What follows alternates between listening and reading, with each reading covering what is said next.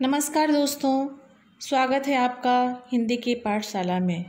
मैं सुभा सिंह आज आप लोग के सामने क्लास 9th कोर्स बी वाले बच्चों के लिए उनकी पाठ्य पुस्तक स्पर्श का पद खंड से पहला पाठ लेकर आई हूँ, जिसका शीर्षक है रैदास। आज मैं रैदास के पद का अर्थ बताने वाली हूँ। मेरी इस वीडियो में अंत तक बने रहें। आइए हम लोग रैदास कवि के जीवन का संक्षेप में वर्णन करते हैं। रैदास कवि का पूरा नाम संत रविदास था। इनका जन्म 1388 ईस्वी को बनारस में हुआ था। रैदास कवि कबीरदास के समकालीन कवि माने जाते हैं और सिकंदर लोदी के दरबारी कवि भी ये उस समय थे, क्योंकि सिकंदर लोदी इनकी ख्याति से काफ़ी प्रभावित हुआ था और अपने दरबार में आने का निमंत्रण दिया था। रैदास कवि की रचनाओं में मानव प्रेम का महत्वपूर्ण स्थान है। उनका मानना है कि ईश्वर के चाहे जितने भी नाम हों, परंतु उनका रूप एक ही है, और उन्होंने अपनी रचनाओं के माध्यम से समाज में व्याप्त बुराइयों को दूर करने में महत्वपूर्ण योगदान दिया। उनकी नज़रों में ऊंच नीच की भावना तथा ईश्वर भक्ति के नाम पर किए जाने वाले विवाद को उन्होंने सारहीन तथा निरर्थक बताया है। उनका विश्वास था कि ईश्वर की भक्ति के लिए सदाचार, परहित भावना तथा सद्व्यवहार का पालन करना अत्यावश्यक है। इन्हीं सब गुणों के कारण संत रैदास को अपने समय के समाज में अत्यधिक सम्मान मिला और इसी कारण आज भी लोग उन्हें श्रद्धापूर्वक याद करते हैं।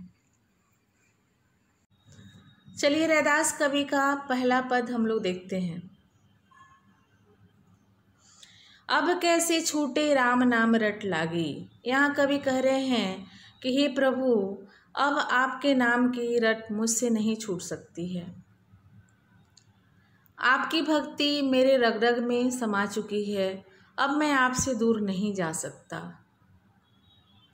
फिर कह रहे हैं, प्रभु जी तुम चंदन हम पानी, जाके अंग अंग बास समाने। यहाँ कवि ने खुद को पानी और भगवान को चंदन कहा है। कवि कह रहे कि हे प्रभु, तुम चंदन हो और मैं पानी हूँ। जिस प्रकार से चंदन में पानी मिलकर चंदन की सुगंध से सुगंधित हो जाता है, और उसी प्रकार से आपकी भक्ति की सुगंध मेरे अंग अंग में समा चुकी है। मैं आपकी भक्ति से पूरी तरह से सुगंधित हो चुका हूँ। प्रभु जी तुम घन बन हम मोरा, जैसे चितवत चंद चकोरा।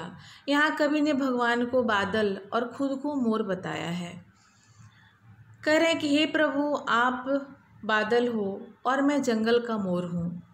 जिस प्रकार से बादल को उमड़ता घुमड़ता देखकर जंगल में मोर खुशी से नाचने लगता है, उसी प्रकार से मैं आपकी भक्ति को पाकर खुशी से नाच उठता हूँ, और मैं आपको उसी तरह से निहारता हूँ जिस प्रकार से चकोर नामक पक्षी चांद को निहारता है।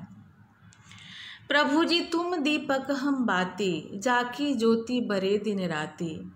यहाँ कवि भगवान को दीपक और खुद को बाती बताते हैं। वो कह रहे हैं कि हे प्रभु, तुम दीपक हो और मैं उसमें जलने वाला बाती हूँ। जिस प्रकार से दीपक में बाती हमेशा जलती रहती है, उसी प्रकार से मेरे हृदय रूपी दीपक में आपकी भक्ति रूपी बाती हमेशा जलती रहती है। फिर कवि कह रहे हैं कि प्रभु जी तुम मोती हम धागा, जैसे सोना ही मिलत सुहागा। कवि कह रहे हैं कि हे प्रभु, तुम मोती हो और मैं धागा हूँ।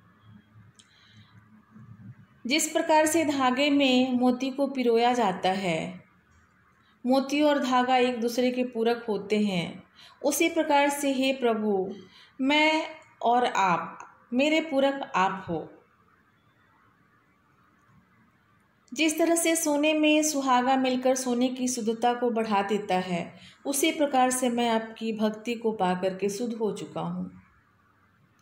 यहाँ कवि ने भगवान को मोती और खुद को धागा बताया है और दोनों को एक दूसरे का पूरक बताया है। सोना और सुहागा एक दूसरे के पूरक हैं उसी प्रकार से भगवान और भक्त भी एक दूसरे के पूरक हैं। प्रभु जी तुम स्वामी हम दासा, ऐसी भक्ति करे रह दासा। यहाँ कवि कह रहे हैं कि हे प्रभु तुम स्वामी हो और मैं दास हूँ, और मैं दास की तरह तुम्हारी भक्ति करना चाहता हूँ। दूसरे पद में कवि कह रहे हैं भगवान को कि ऐसी लाल तुझ बिनु कौनु करे।